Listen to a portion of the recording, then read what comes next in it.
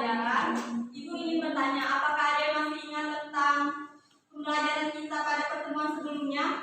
Ibu. Ada yang masih ingat? Ibu. Ya, coba Sarah.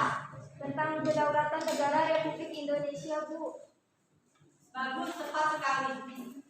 Nah, untuk sekarang kita akan belajar tentang keberagaman masyarakat Indonesia dalam bingkai Bhinneka Tunggal Ika. Sebelumnya Ibu telah mengirimkan link video kan di grup WA. Jadi Ibu mau tanya, apakah sudah ditonton? Jika sudah, apakah ada yang tahu apa itu persatuan? Ya, ini.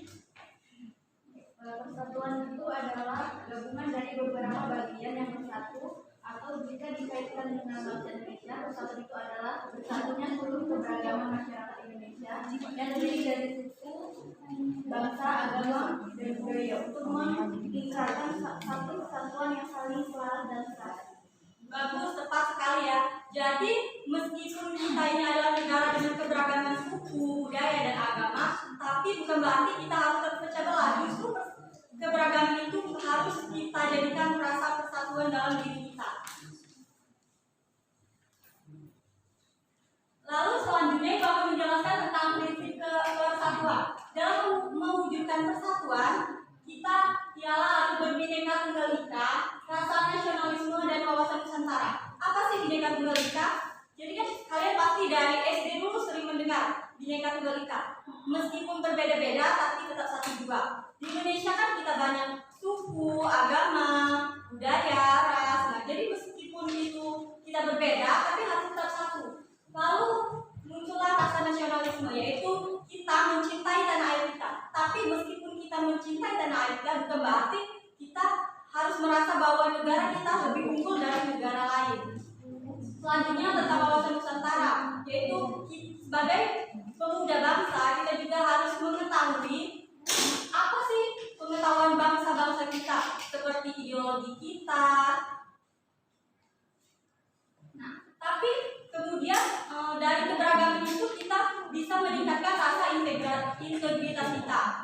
Akan tetapi yang namanya keberagaman itu juga bisa memunculkan perpecahan, salah satunya konflik antar suku dan antar agama. Nah, antar suku ini karena kita mempunyai banyak suku, cara pandang yang berbeda, tentunya dari cara pandang yang berbeda antara setiap suku bangsa di Indonesia itu bisa jadi memunculkan kesalahpahaman. Lalu konflik antar agama. Di negara kita kan ada 6 negara ada 6 agama yang diakui. Di sini agama kita itu ada yang minoritas dan mayoritas. Biasanya agama yang minoritas itu akan merasa, oh kenapa ya saya seperti dikucilkan agama ini, seperti tidak dianggap. Jadi rasa seperti itu, rasa tidak saling menghargai itu bisa juga memunculkan perpecahan di antara kita. Nah, cara yang dapat kita lakukan yaitu dengan preventif dan represif. Preventif ini ialah mencegah sebelum masalah itu timbul.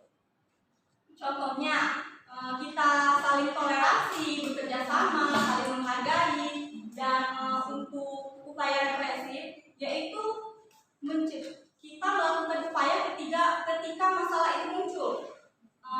Contohnya pembubaran massa atau penangkapan saat terjadi konflik suku yang mengakibatkan perpecahan itu, maka dapat diatasi. Nah, untuk terkait keberagaman ini, Ibu ingin bertanya, apakah ada yang tahu contoh konflik antar suku yang pernah terjadi? Ya, ini. Jadi konflik yang pernah terjadi itu kayak tragedi Sampit, Bu, yaitu konflik yang terjadi antara suku Dayak dan Madura.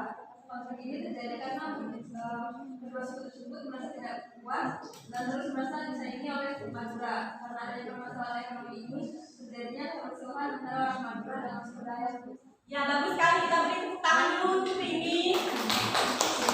Nah, jadi dari konflik tersebut memunculkan banyak kerugian kan, seperti fasilitas rusak, terus pemberhentian aktivitas sekolah. Nah, tentunya yang dirugikan siapa? Kita lagi kan, benar tidak?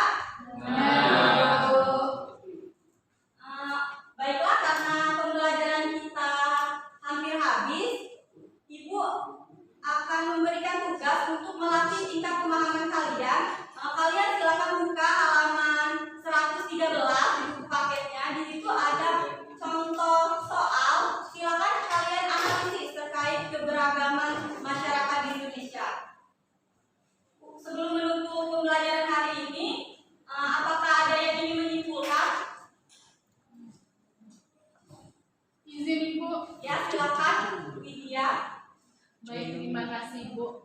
Jadi dari pembelajaran Ibu tadi dapat disimpulkan bahwasanya Indonesia ini kan negara yang memiliki beragaman agama ya Bu. Nah, jadi seperti agama, ras, budaya, keberagaman tersebut memiliki dampaknya masing-masing dan juga dampak positifnya, yaitu seperti memperkuat integrasi bangsa, akan tetapi juga menimbulkan perpecahan yang tidak dicegah dan diatasi. Nah, penyebab konflik dapat juga karena stereotip terhadap suatu kelompok. Untuk itulah diperlukannya rasa toleransi dan saling menghargai antar sesama itu. Terima Nah, kasih. tepat sekali. Jadi Ibu harap dari apa yang telah Ibu sampaikan hari ini bisa kalian pahami dan bermanfaat untuk kalian. Jangan lupa tugasnya dikerjakan dan dianalisis. Minggu depan kita kalian kumpulkan dan akan kita bahas bersama-sama. Karena minggu depan pembelajaran kita materinya tentang harmonisasi keberagaman masyarakat di Indonesia.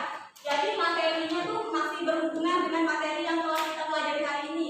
Jadi jangan lupa dibaca dan juga kalian pelajari apa saja yang ada di buku tersebut ya, contoh soalnya. Baiklah, Ibu akhiri pembelajaran hari ini. Semoga bermanfaat. Wassalamualaikum warahmatullahi wabarakatuh. Waalaikumsalam warahmatullahi wabarakatuh. Semangat untuk mengikuti pembelajaran selanjutnya ya. Baik, Bu.